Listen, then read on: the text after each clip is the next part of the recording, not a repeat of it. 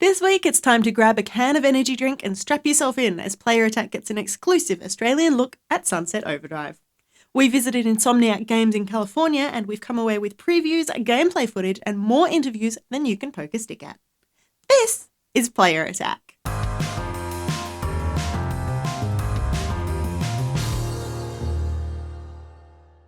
Hi, I'm Jessica Citizen, and this week has been a bit of a blur. Epic Games has announced a brand new Unreal tournament in the works, and it's something a little bit different. 100% free, the game is headed to PC, Mac and Linux, and you are invited to help develop it. There's a small team of Unreal Tournament veterans who are also working on the game, but anyone with a subscription to the Unreal Development Kit can jump straight in and start developing what you want to see in the game. All of this is happening right now, so head to unrealengine.com for more details. Nintendo has also been in the headlines this week for a couple of reasons. Firstly, the company has announced that it will be showing off a brand new product range at E3 next month. This product is currently known as NFP, Nintendo Field Platform, and looks like it'll use the same sort of toy technology as Skylanders and Disney Infinity. The company showed off a Mario figure as part of its earnings call last week, which will work seamlessly with the Wii U gamepad. We don't yet know what these toys will actually be used for, but Nintendo has hinted at the ability to share save files. However, the expo is just a few weeks away, so we won't be waiting long. Nintendo has also been in the bad books this week with the confirmation that the Western release of Tomodachi Life would not allow same-sex weddings between characters. Claiming that the game was never meant to be social commentary, Nintendo prompted an outpouring of protest under the hashtag #MeQuality. A few days later, and the company has apologised to its fans. It still will not be permitting same-sex weddings in the game, due out next month, but Nintendo has pledged that if there is a next instalment in the Tomodachi series, the company will strive to design an experience that is more inclusive.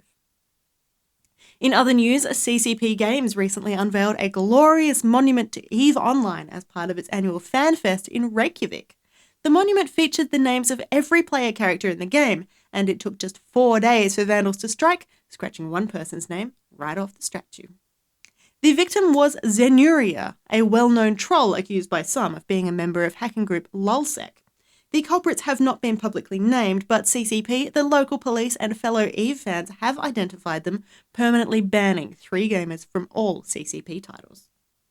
The publisher explains it will continue to operate a zero-tolerance approach to dealing with harassment and victimization in the EVE universe, getting the police involved when necessary. Sticking with bad news for a moment, Bethesda has revealed that the console version of The Elder Scrolls Online has been delayed by about 6 months as the developers face a series of unique problems. So, if you are holding out on buying the game because you really want it on console, there is a special deal in place where you can pick it up on PC and then for a small fee get a character transfer and upgrade to the console version of your choice. It might not be perfect, but it's a nice gesture nonetheless. Something that has been earning a less than nice gestures around the place, EA, who is currently getting ready to close online services for 50 of its games following the demise of GameSpy. These titles include Battlefield 2, 1942 and 2142, the first 2 Crysis games, a handful of Command & Conquer titles, a bunch of games for DS and Wii U, and Neverwinter Nights. The company is reportedly in talks to find alternate homes for some of these games, but nothing's been confirmed as yet. The flip side of this, EA is promising to reveal 6 new games at E3, as well as showing off never-before-seen content from a stack of others, including the long-overdue Star Wars Battlefront. Obviously, we don't know quite what's in store when EA's showcase event kicks off on June 9, but there are stories that at least one of the new reveals will be on shelves by the end of the year, and at least one will be powered by the Frostbite engine. Player Attack is heading to E3, so we will have all the news for you as it happens. For more information on any of these stories, or to keep up to date with the latest gaming news, head to playerattack.com. But for now, stick around, we've got plenty more still to come.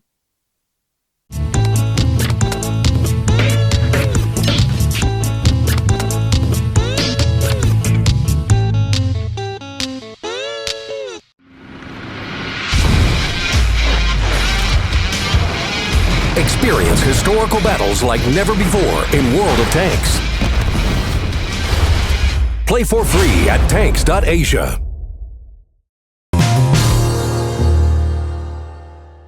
Sunset Overdrive is a brand new game from Insomniac Games. It's an open world game where you are moving through this giant city, actually taking on, dealing with what is a fairly serious situation, but in a way that lets you celebrate the end times. And to be very clear, this is a serious situation where the city has experienced a pretty bad thing. However, we are not going dark and gritty. This is not your drab, colorless, plotting shooter. This is a game where you get to celebrate the awesome apocalypse, where it's having fun when the world is blowing up around you. Recently, we were invited to Insomniac Studios in California to spend a bit of time with new Xbox One exclusive Sunset Overdrive. The game was first revealed back at E3 last year with an all-too-short neon-soaked teaser trailer that left everybody in the audience wanting more of whatever that was. But that was all we heard about the game for months, and some gamers had started to get a little bit concerned. Games that disappear from the public eye for so long have a tendency to re-emerge in a new form, and that new form has a tendency of not living up to our expectations. So, why did Insomniac take so long to give us more Overdrive? We asked company CEO and founder Ted Price. We wanted to make sure we delivered on the promise that the trailer presented to players. And so today, we're actually showing off the world. And we're really excited to say to players, this is Insomniac. This is us being colorful, being vibrant, going stylized, and delivering what I think a lot of players have been looking for from us for a long time. People are used to our games being visually stylized and going out there in terms of the crazy weapons, the stories, the characters, the places we take people. And for us, I think Sunset Overdrive in particular is a really great mix of what we do best in terms of having this irreverence in the game, in terms of having these weapons you won't find anywhere else, and in terms of taking a known genre and taking it in a very new direction with the traversal and the combat and a new approach to open worlds. Part of that new approach to open worlds is designing the entire landscape of Sunset City like a giant playground. Everywhere you look, there's something to do, to explore, or to climb. Umbrellas and cafe awnings become oversized trampolines for you to get that extra height, and if there aren't any nearby, those parked and abandoned cars are also plenty bouncy. Of course, there is no double jumping allowed, that's too disrespectful of the laws of physics, but if you jump at the precise moment that you hit a bouncy object, you'll be thrown twice as high. It's all about velocity. It's about moving from place to place very fast. It's about using style to get from here to there, and it's about being able to see a place in the world that you want to get to and going there, being able to go there. We're not restricting the player. You can jump onto telephone wires and grind on top of them. You can bounce on cars, vault off of awnings, wall run. But when you start chaining these moves together and when you start adding in combat, it creates a feel that you just won't find in any other game. But let's rewind a little. While Insomniac Games is the birthplace of Spyro the Dragon and both Ratchet and Clank, it's better known in more recent times as the studio that brought us the Resistance series. Finally, it's time for the company to return to its roots, and Sunset Overdrive really is a natural response to spending more than half a decade fighting the Chimera. Rules for Sunset Overdrive: no more rubble, no more gloom, no more grey. We've heard from players, for many years, that we love color. We love visual stylization, and I think over the years we have moved in lots of different directions in terms of the games that we've created, and when it comes to who we are as a company, we are most comfortable and most happy when we're developing colorful, visually stylized worlds and really creating some new rules for our games. And those rules with Sunset Overdrive are very loose. We are constantly breaking the fourth wall. We are acknowledging that we are a game and making fun of that constantly. The studio has also made one other unusual decision that sets Sunset Overdrive apart from so many other games on the market. You might have noticed we've made no real mention of the main character. We haven't said a name, given a history, or described anything beyond the briefest of storylines. There is a very good reason for that. When Marcus Smith and Drew Murray, who are the co-creative directors on the project, presented it from the very beginning, their intent was to make sure that the main character is you. Right, this is the main character is who you want to be, whether male, female, dress how you like. It's about your journey. It's not necessarily about a space marine or a muscle-bound hero or somebody who we think people will identify with. This needs to be your journey, your awesome apocalypse. So, do you like what you've seen from Sunset Overdrive? The lovely folks at Insomniac Games have very generously provided us with 3 Sunset Overdrive prize packs containing a t-shirt, a hoodie, and a cap featuring Fizco's mascot, the cheerful, friendly Fizzy.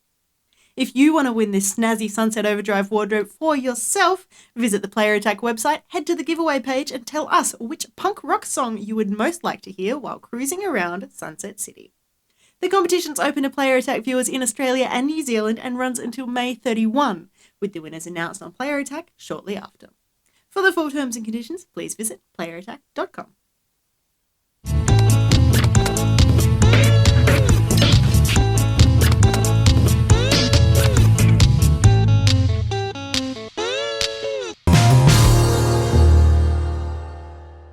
Creative director Marcus Smith and game director Drew Murray are the terrible two responsible for the idea of the awesome apocalypse, the very concept behind Sunset Overdrive. Taken individually, they're perfectly nice, normal fellas, but put them together and it's immediately obvious where the magic happens. There's a hot new energy drink. It's about to come out, and to celebrate, they hold a big party at their headquarters city of Sunset City. Everybody comes out. Everybody's having a great time. It's awesome. They're drinking and partying. Dubstep's playing in the background. It's the worst dumb E3 type party ever, and then everything goes wrong. Everybody who drank overcharge turns into hideous mutants.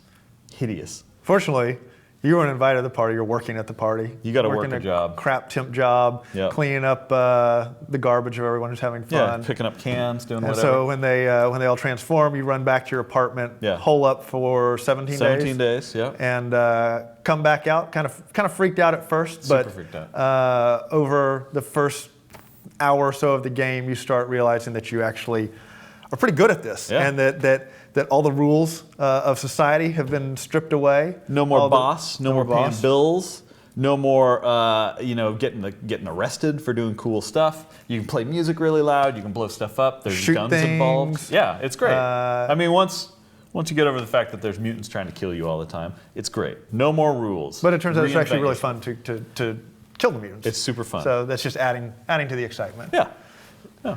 And a lot of that came inspired from originally we actually started working at if we had carried on our original lunch conversation, we would have ended up making the Insomniac version of DayZ. Yeah, I feel totally. like.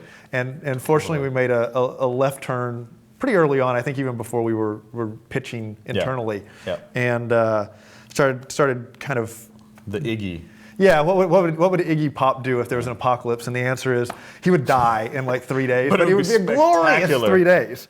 What would Iggy do was the premise of that was the rock and roll end times. Yeah, which created a lot of problems around here because everyone around here at first started like we were like the kind of cocky attitude of rock stars, but it was like the first pitch we did was an absolute disaster. Yeah. We made that no, not at all. We made that right turn, and we came in. It was just to the owners and a couple other people at the company. Interested parties, yes. And it was basically like we vomited everything we liked into a PowerPoint presentation.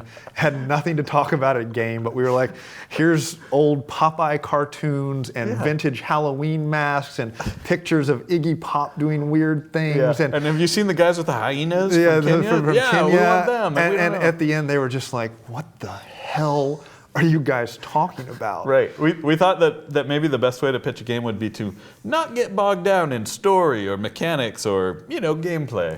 Drew and I were working on a game called Resistance 3, and it was a story all about sort of the end times and under a different face. It was Chimeran invasion. It was dark. It was gritty. Bleak. Super bleak. And we had been, and it was kind of where we were at because we were both about to have our first child.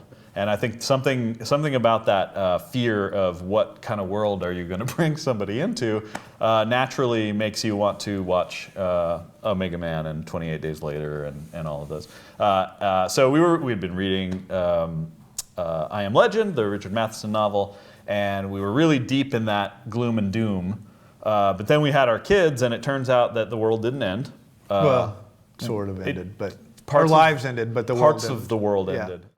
we used to have movie night early on in pre-production. We'd bring everybody in, and we would show like Repo Man, and we would show Turk 182, and anything that had like these vague spheres of influence. Idiocracy was one of the first ones we did, due to the satire, the sort of corporate culture and the That's advertisements. when we were still trying to define the humor, I think, Yeah. to both of the team and ourselves at that point. Yeah, and it was confusing to most people because we'd show all these random things. You'd show Repo Man, and they go, "Oh, so it's a punk rock story." And Or we'd then show the young ones, and like at the end, where someone raised their hand and she said, "Why did you make us watch that?"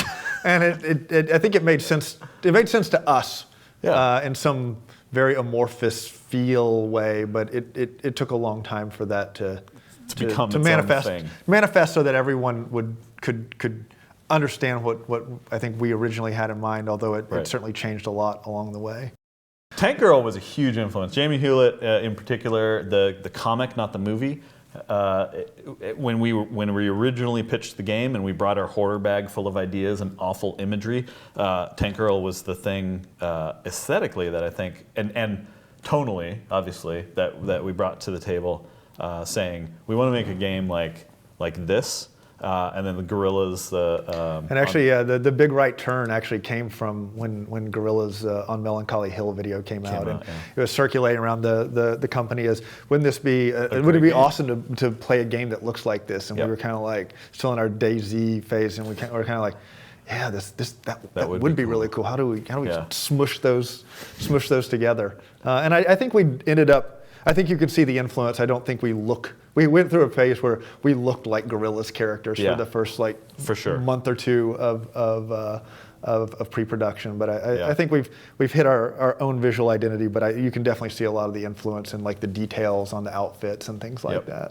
You know, if we ever wanted to make the sort of DayZ game, like anybody would make that. But like, who would make this crazy other game? Who in their right mind? And the answer is Ted Price.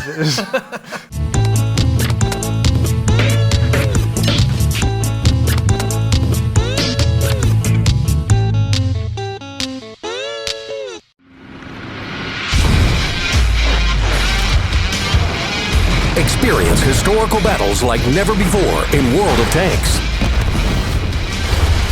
Play for free at tanks.asia.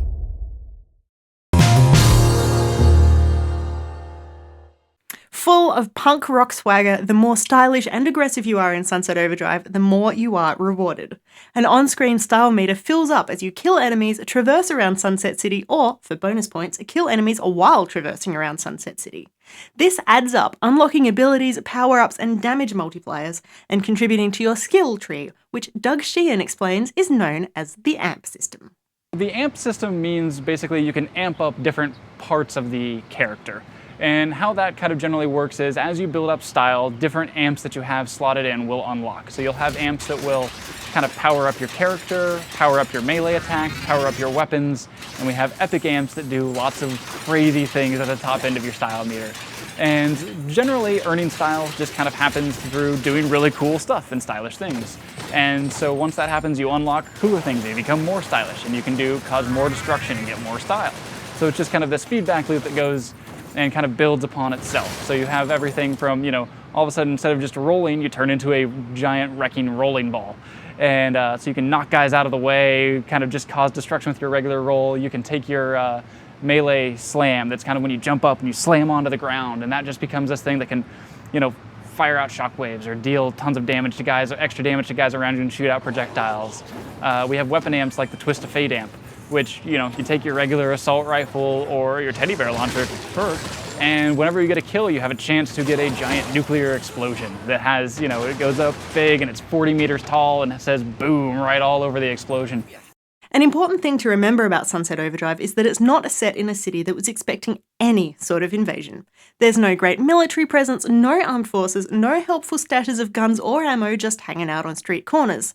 Instead, there's all the usual sorts of junk that you get in most cities, and if you want to protect yourself, it's up to you to cobble them together into some sort of weapon. We try and kind of ground our weapons into the reality of Sunset Overdrive by, you've got these survivors, they've had their own awesome apocalypse, So they're not, too down and dreary and sad about themselves, and they're, pretty energetic to defend themselves.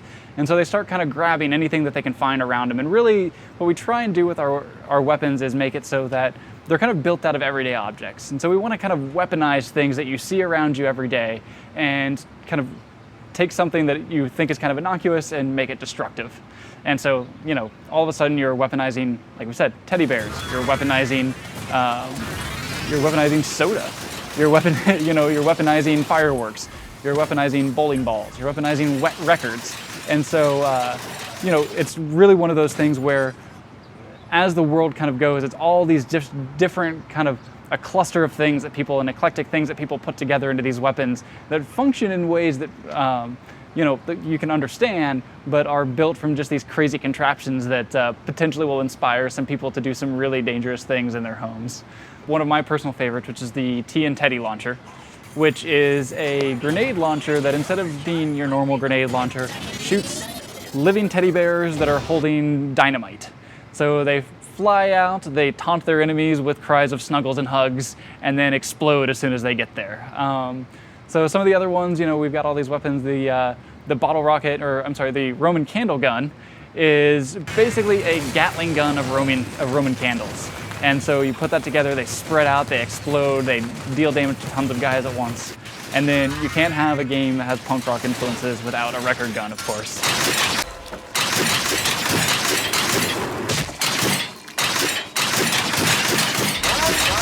Most apocalyptic stories have this kind of dystopian, dark, depressing. Why is it always D's? I don't know.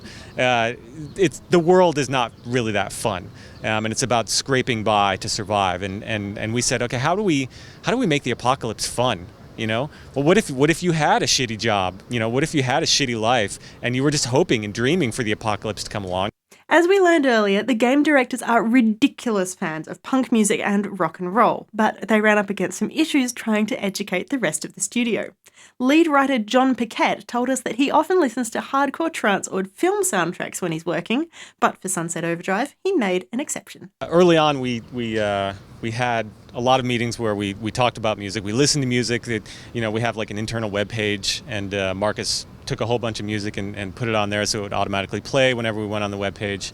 And it definitely influenced. I mean, that's what music does, right? When you listen to music, it makes you feel certain things. And we also did this thing, what we called music missions, early on, where we would take a song and then we would try to design a mission based around that song. So, like The Who, Won't Get Fooled Again, that was one of my songs. Down at McDonald's by Electric Six, that was one of my songs. Everybody got to choose a song or get assigned a song and then create a mission out of it. And it was really fun to get inspired by lyrics, to get inspired by the tone of the song or the beat or whatever. Sunset Overdrive really is doing a lot of things differently than most. It's not without its obvious inspirations, as well as the music, books and movies. The team's also drawing on games like the Tony Hawk series, Jet Set Radio Future and Prince of Persia. But as Marcus and Drew hinted, the studio's also working out what not to include based on other games. Resistance 3 was the last game that I worked on, and it was some very serious subject matter. A man was, deciding that he had one last hope to save his family, and he had to leave them in order to do it, and, it's painful, heart-wrenching kind of stuff. Now we're creating a game and a universe where the main goal is just to have fun, and so I'm really enjoying every moment of the ride, being able to create scenarios where pretty much anything can happen, and the characters are very unique, and we don't have to worry so much about making sure that everything is serious. We can make fun of ourselves, we can make fun of big corporations, we make fun of pretty much everything. Sunset Overdrive has been explicitly designed to be refreshing, and it does it in spades. It's a breath of fresh air, it's something different, and it's about time. We still have to wait until the second half of this year, spring in Australia and New Zealand, autumn in the Northern Hemisphere, to play it, but we are putting this one firmly on our watch lists.